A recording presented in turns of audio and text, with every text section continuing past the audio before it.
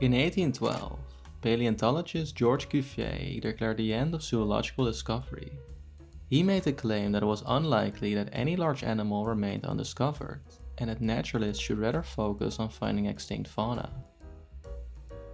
A few years later, the Malayan tapir was discovered, proving Cuvier wrong. His statement became known as the rash dictum due to its inaccuracy. Not much later, after the discovery of the Malayan tapir, animals such as the mountain gorilla, the giant panda, the giant squid, the okapi, and the Komodo dragon were discovered. The practice of documenting and finding unknown animals is nowadays known as cryptozoology, a term that is usually linked to famous legends such as Bigfoot, the Loch Ness Monster, and the Abominable Snowman. Tonight we're exploring the entire timeline of cryptozoology, starting all the way back in the 19th century. So if you're ready, get comfy, fix yourself a spooky drink, and let's explore the most bizarre sightings, stories, and events that have occurred in the world of cryptozoology. New England sea serpent sightings. These sea serpent sightings are known as the earliest recorded sightings of its kind, originating from a group of fishermen witnessing a serpent-like creature swimming in the waters of Globster, Massachusetts. The initial creature was allegedly 60 feet or 18 meters long, but the hundreds of sightings vary widely in descriptions. While it seems obvious that many encounters with sea serpents are likely misidentifications of known marine animals such as eels or oarfish, some cases remain convincing. In 1817, the Linnean Society of New England, a society to promote natural history, had demonstrated a consistency in witness descriptions, which were all along the lines of a giant snake-like animal, dark on top, lighter beneath, which moved in an undulating fashion. Unfortunately, the Linnean Society lost their credibility when they claimed that they found a baby sea serpent, which turned out to be a 3-foot black snake that was found near Cape Ann. When the specimen was found to be a hoax, people used the mistake to discredit larger findings of the society. Term dinosaur coined. In 1824, scattered bones of the first scientifically described dinosaur were found by William Buckland.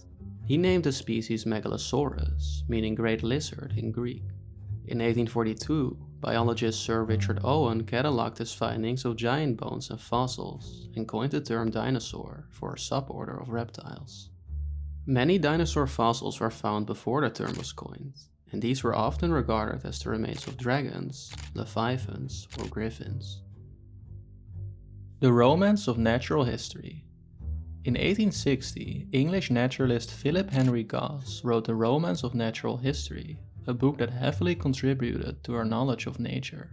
The most intriguing part of the book, Chapter 12, The Great Unknown, starts off with an extensive analysis of sea serpent sightings. His conclusion on the chapter is the following. In conclusion, I express my own confident persuasion that there exists some oceanic animal of immense proportion which has not been yet received into the category of scientific zoology. The Great Sea Serpent. The Great Sea Serpent was published in 1892 by A.C. Oudemans, an important naturalist who specialized in insects and worms. His interest in worms led to an interest in the sea serpent, which he believed was the extinct Basilosaurus, a prehistoric snake-like whale. In his book, Oudemans changes this claim and concludes that the sea serpents are giant long-necked seals. Much later, in 1933, when stories of a beast at Loch Ness surfaced, Oudemans was sure it was one of the seals he wrote about. He expected that the creature would be caught or killed quickly, but this never happened. The St. Augustine Monster. In 1896, on the beach of Anastasia Island, Florida, an enormous unidentified carcass was found. The next day, physician DeWitt Webb visited the site among several associates. They concluded the carcass was relatively fresh and that its length was 23 feet or 7 meters long. On a closer inspection, they found multiple fragments of arms, with the longest one measuring over 32 feet or 10 meters. It was later stated that the carcass was that of the legendary kraken, or giant octopus. As you might know, the giant octopus is nowadays regarded as the largest octopus species on Earth.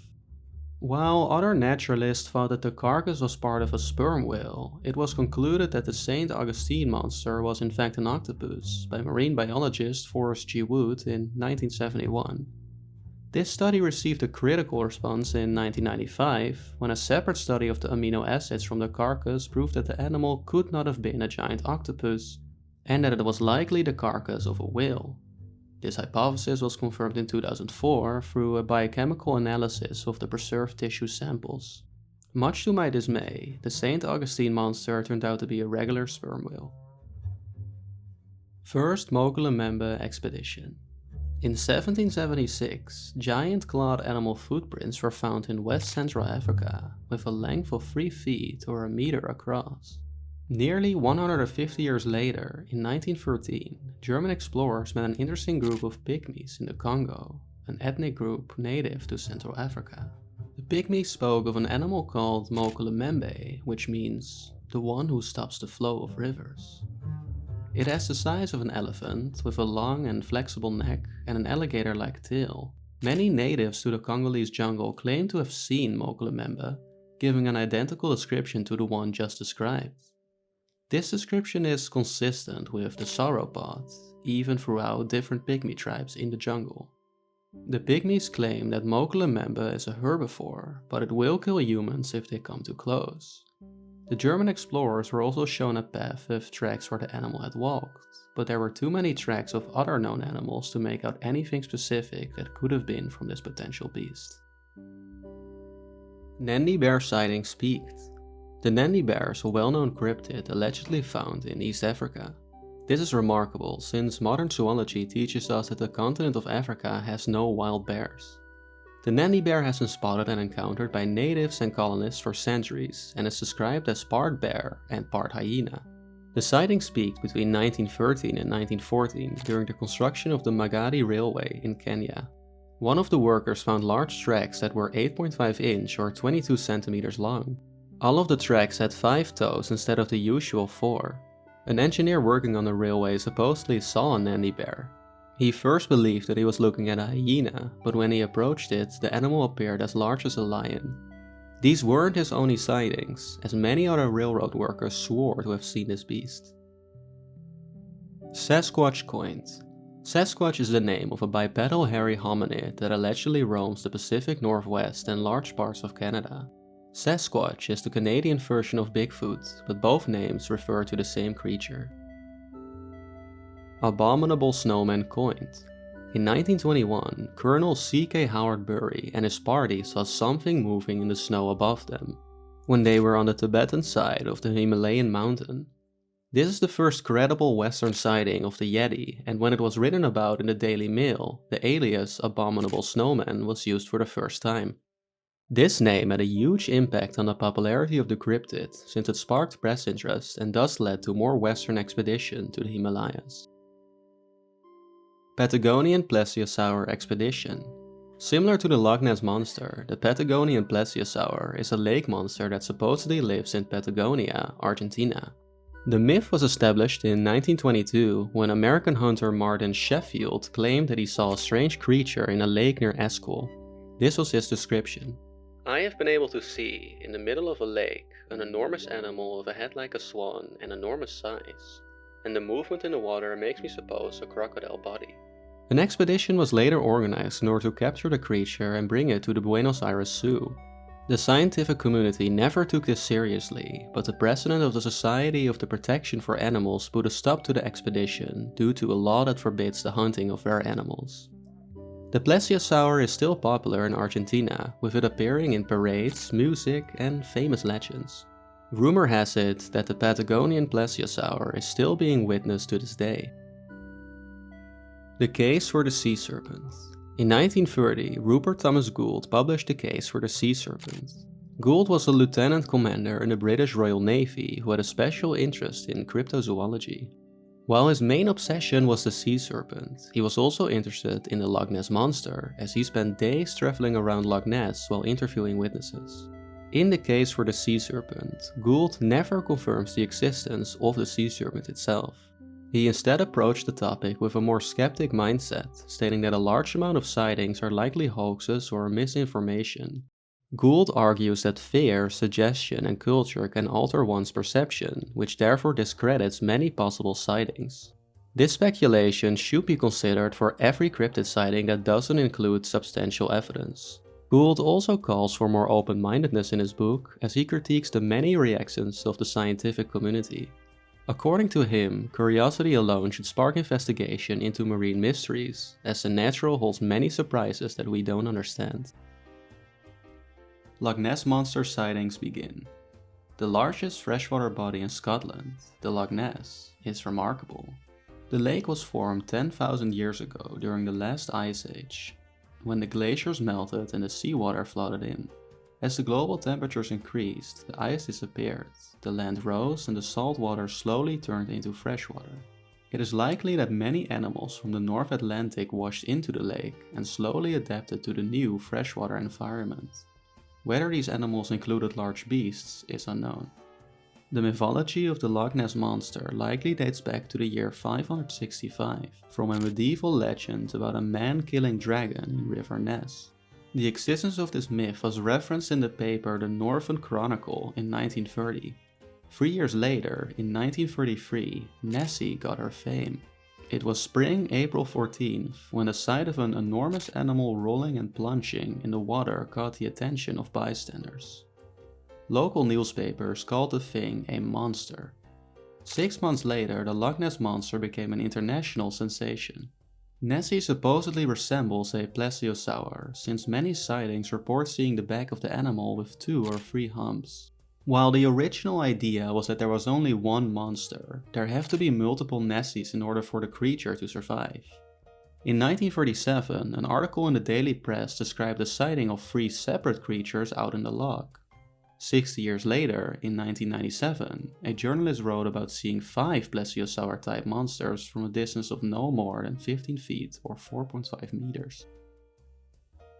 Search and photograph.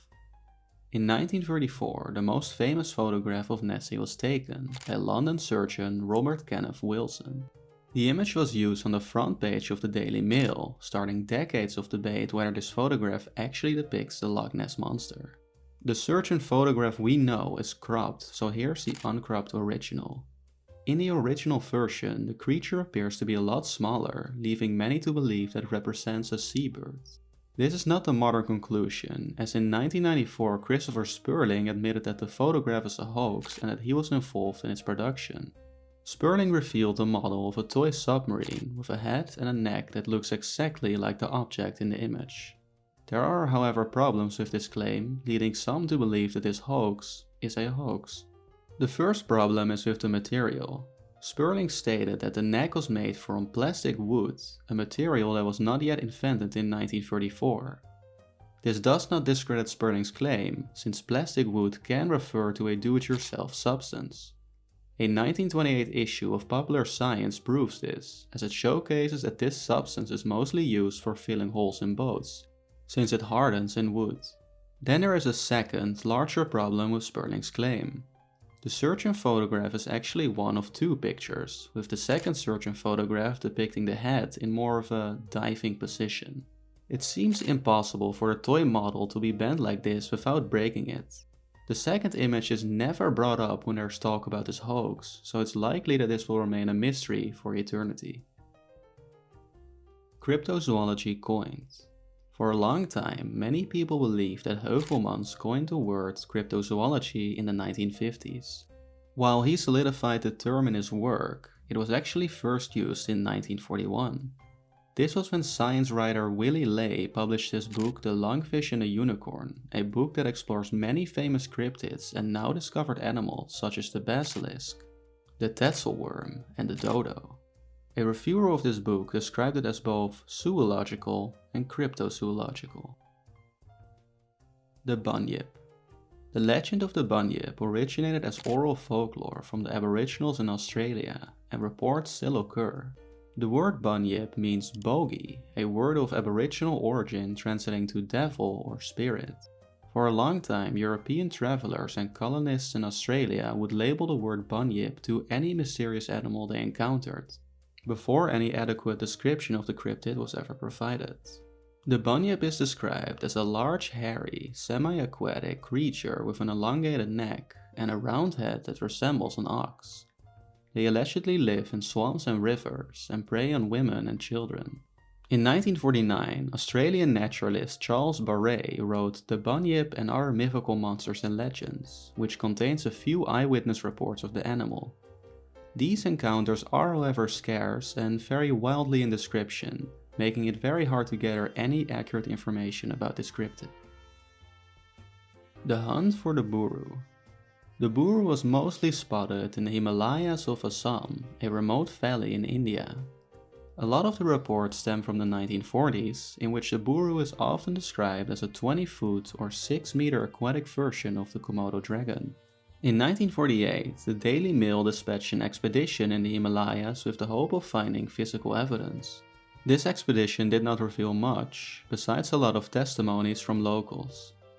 In 1951, journalist and member of the expedition Ralph Izard wrote The Hunt for the Buru, in which he explores the journey he made in 1948. Photographed Yeti footprints. In 1951, famous English mountaineer Eric Shipton led a 6-man expedition to find possible routes to the summit of Mount Everest. Keep in mind that this is long before Everest became a crowded tourist destination. I suppose you have seen the depressing pictures.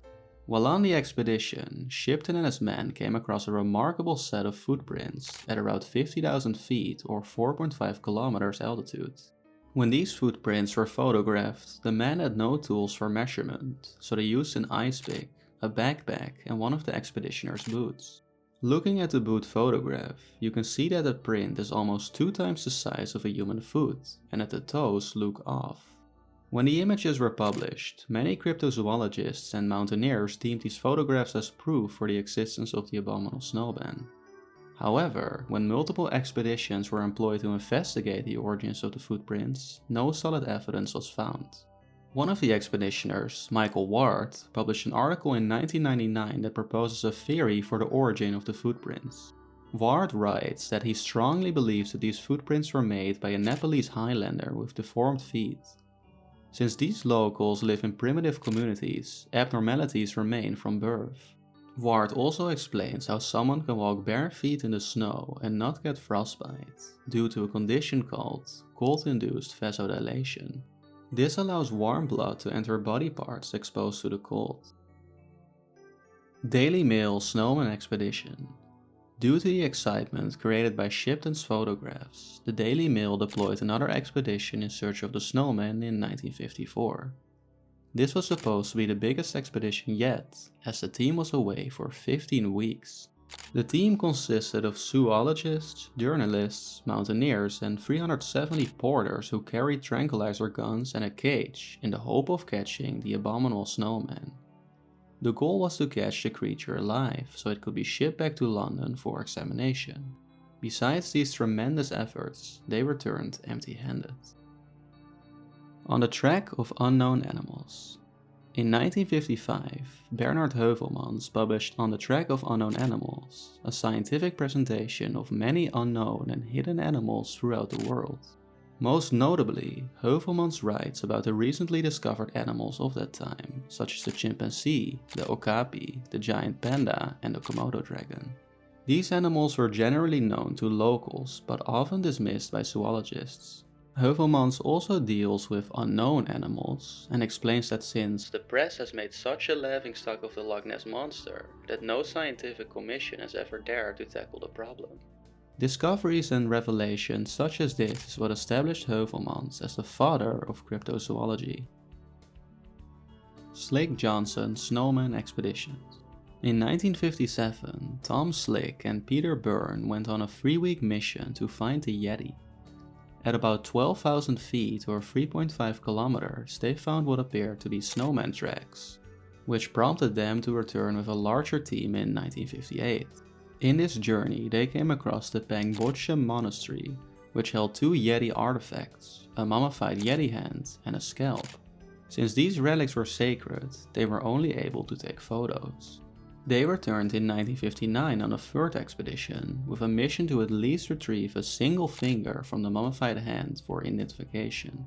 The plan was to replace one of the fingers with an old, dried human finger, and this worked. The finger was smuggled back to Britain and was thoroughly examined. In 2011, it was confirmed that the finger belonged to a hand containing human DNA, proving this as fake evidence. Soviet Snowman Commission founded. The many snowman expeditions in the 1950s sparked a global interest, causing the Soviets to create a commission to find the snowman, motivated by scientific curiosity.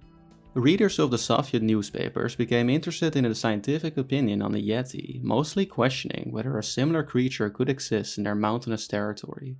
Russian historian Dr. Boris Borshnev had already considered the existence of hairy humanoids in the Caucasus and the Pamirs because of the many alleged reports of Almas, a smaller version of the Yeti.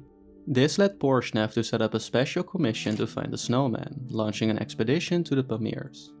During the 3 years in which the commission existed, no Yeti or Alma was found, only information on modern and historical sightings. Borshnev compiled a lot of information on the snowman during and after these 3 years, but none of his work was ever translated to English. Bigfoot coined.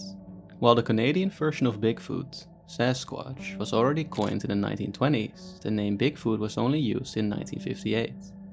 This was when a bulldozer operator named Jerry Crew discovered a 16-inch or 40-centimeter human-like footprint in the mud. After his co-workers were informed, they started calling the footprint's origin Bigfoot. After more of these footprints were observed, a plaster cast was made and a local Californian newspaper called the Humboldt Times was called. On October 6, 1958, Jerry Crew appeared on the front page while holding the giant cast. As this story spread, the name Bigfoot became mainstream. Abominable Snowman legend come to life. A classic in the world of cryptozoology, Abominable Snowman legend come to life is probably Ivan T. Sanderson's most important work. Released in 1961, the book explores reports of the Yeti, Bigfoot, and other hairy hominoids. Mark A. Hall, an associate of Sanderson, notes that this work helped spread the awareness of mysterious primates and also inspired many following cryptozoologists. Globster coined. The original Globster washed ashore in 1960 and was later identified as a whale. Obviously, even before 1960, many unidentifiable collections of flesh and bones appeared on beaches and shores all over the world. But it was only in 1962 when Ivan T. Sanderson coined the term globster, defined as a washed-up, unidentified organic mass. The term globster is linked to many zoological discoveries, as in 1896 for instance, Dr. DeWitt Webb visited a globster that was discovered to be the carcass of a giant octopus, 14 years before the animal was even described. Globsters often propose a mystery before the time of DNA research. Nowadays most globsters are found to be either whales or basking sharks. Napes coined. Nape is short for North American ape and was coined by Lauren Coleman in 1966. While it is widely regarded that no non-human primates live in North America, Napes could prove us otherwise. They are supposedly very similar to the chimpanzee, and reports date back from at least the 1800s.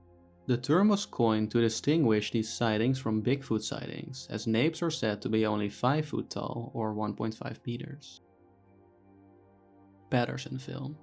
In the world of cryptozoology, no footage has been more debated than the 1967 Patterson Gimlin film.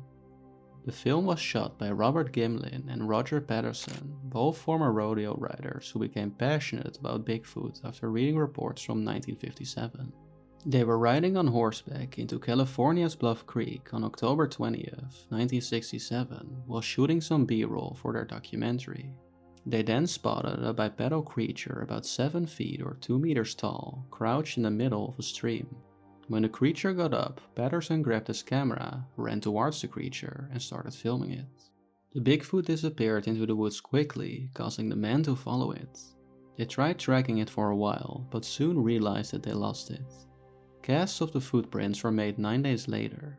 The alleged 952 frames of Bigfoot have been examined and analyzed countless times. Bigfoot researchers around the time claimed that there was no way the detailed muscle movement under the hair could have been faked. This aligns with a more modern argument for the Patterson Gimlin film, comparing it with the original Planet of the Apes from 1968. The ape suits used in the movie are clearly worn by actors and look nowhere near as good as our supposed Bigfoot, assuming it was a man in a suit. Non-believers often discredit this argument, since the comparison between the two seems a bit unfair. We are comparing wobbly and blurry footage to a professionally shot Hollywood movie. But then again, would it really make sense for this to be a man in a suit? Fame could have been the motive for Patterson and Gimlin, but to quote Lauren Coleman, "A $40,000 study by the North American Science Institute has concluded that the Patterson Film's Bigfoot is genuine, and computer enhancement analysis suggests that the creature's skin and musculature are what one would expect to find in a living animal. Not in a hairy suit, however innovatively constructed." This case remains open. Nobody has been ever able to provide the supposed suit, nor can we fully conclude that the footage is real. Minnesota Iceman described. In 1967, zoologist Terry Cullen discovered an exhibit that appeared to be the frozen corpse of a Bigfoot-like animal. This exhibit traveled through Wisconsin, Illinois, and Minnesota, but never got any attention from anthropology professors. Eventually, Ivan T. Sanderson was alerted, and so was Bernard Heuvelmans, who was Sanderson's house guest at the time. They both drove to the Midwest to see a creature frozen in a block of ice, described as a man left over from the Ice Age by Cullen. After 3 days of examination and photography, Heuvelmans and Sanderson were convinced the creature was authentic. Some of the creature's flesh was exposed, causing a putrid smell. Heuvelmans described the Minnesota Iceman in this way. "The specimen at first looks like a man, or if you prefer, an adult human being of the male sex, of rather normal height and proportion, but excessively hairy. It is entirely covered with very dark brown hair, 3 to 4 inches long. Its skin appears wax-like, similar in color to the cadavers of white men, not tanned by the sun. The specimen is lying on its back. The left arm is twisted behind the head with the palm of the hand upwards." The creature got Sanderson excited as well, and he started referring to it as Bozo. He even appeared on The Tonight Show with Johnny Carson in 1968, but footage from this is hard to come by. After a while, the original creature disappeared and was replaced by a model made in California. The reasons for the disappearance are extremely vague. Many sources writing about the Minnesota Iceman use this occurrence to immediately call the story a hoax and dismiss the descriptions and stories told by Sanderson and Heuvelmans. The creature has been replaced many times and was even listed on eBay in 2013 for the price of $20,000. The Nessie Quest. In 1975, the president of Applied Science in Boston, Robert Rines, was set on documenting the Loch Ness Monster using sonar and underwater photography. MIT released an issue of Technology Review in 1967, a 16-page report by Rines that explores the 6 images obtained. 5 out of the 6 images seem to show the bottom of the loch, but it's the 3rd image that sparked all the interest. Taken on June 20th, 4:32 AM in the morning, this seems to be Nessie. Before we get our hopes up, it is important to note that the original image is quite blurry. The unedited photo still seems convincing, and the monster appears to be fully surrounded by water. This makes it less likely that we're looking at debris on the bottom of the loch, as with the other images. The problem is that image 3 was taken in between 2 images of the lake's base, but the camera rig could have drifted back into open water. Moreover, the weather was described as wet and windy, which could have caused the boat with equipment to drift. Sasquatch, the Apes Among Us. Sasquatch, the Apes Among Us was written by John Willison Green and published in 1978. Green gained an enormous interest in Sasquatch sightings after having been shown a set of 15-inch or 40cm tracks in 1958. His book, regarded by many Sasquatch investigators as the best book on the subject, compiles every notable evidence and witness report up to date and tries to find a line between anecdotal evidence and scientific proof. International Society of Cryptozoology formed. The ISC was formed in 1982 with Bernard Heuvelmans as president. Its goal was to, quote, promote scientific inquiry, education and communication among people interested in animals of unexpected form or size, or unexpected occurrence in time and space. The organization provided many publications, but ended its activities in 1998 due to financial problems. Cryptid coined. While the term cryptozoology was coined in 1941, the word cryptid only started being used in 1983. The term was coined by Canadian cryptozoologist John E. Wall in a letter to the International Society of Cryptozoology. CryptoQuest Expedition.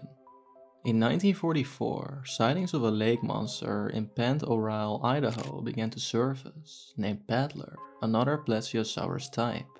Given it is the deepest lake in Idaho, 1150 feet or 350 meters, the US Navy used it for testing submarines. Many investigators give this as the reason for the many sightings, but some claim that this naval testing caused Paddler to rise from the depths. In 1984, college professor James R. McLeod conducted an expedition to the lake together with his cryptid research group.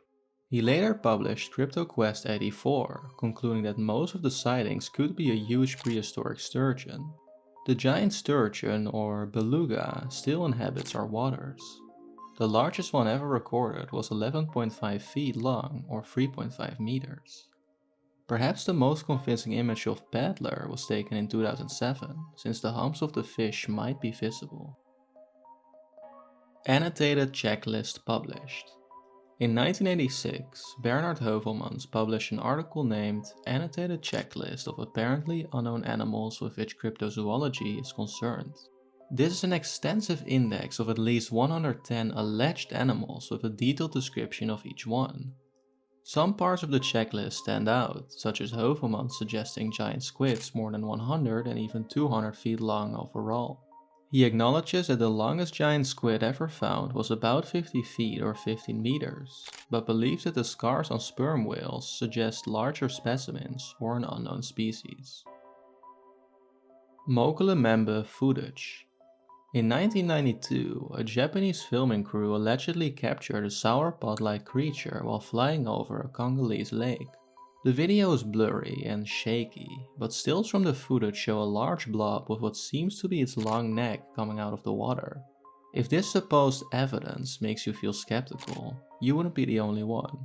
It has been theorized that what we see here is merely a canoe, but it remains hard to draw any conclusions with footage this unstable.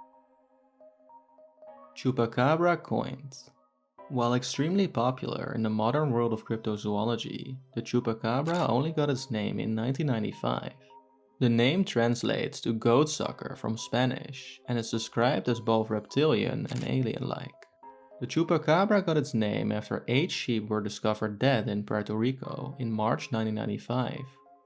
An eyewitness later reported seeing the creature in a nearby town, where it allegedly killed over 100 farm animals and pets.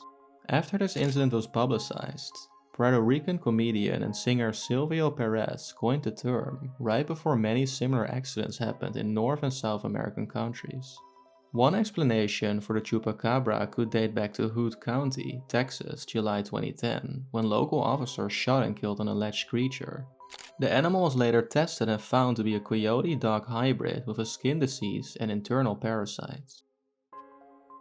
Russian snowman expeditions. In a Guardian article from 2011, an American journalist claimed that a team of scientists is 95% sure that Russia's wintry expanse is home to the mythical Yeti. This statement, together with an increase in sightings in the area, led to a 2-day expedition with a goal to collect irrefutable evidence. Scientists and cryptozoologists met in the Kemerovo region, and footprints were spotted and even several hairs were found. The DNA test came back negative, as it confirmed the hairs belonged to an ungulate. No images were taken either. There were sightings during the expedition, described as some tall animals looking like people.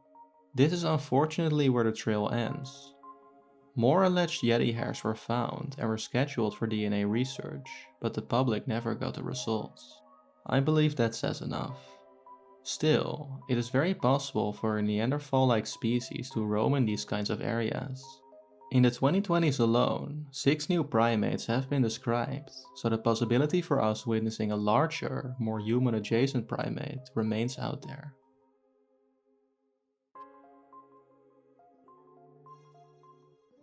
While I think the entire study of cryptozoology is fascinating, I do believe that some cryptozoologists are a little too optimistic. That being said, there are many occurrences, reports, and stories that remain unexplained. The study of cryptozoology itself is also inherently ironic, since the study of a cryptid only remains cryptozoology until it's proven to be a newly found animal. It then bluntly becomes zoology, which in a way dismisses the whole concept of cryptozoology in the first place. I won't argue that cryptozoology should be viewed as a science, because it is not. However, our fascination with it brought humanity many discoveries, with likely many more to come. New species of every type of animal are discovered every year, and some are almost alien-like. Zoological discovery is far from over.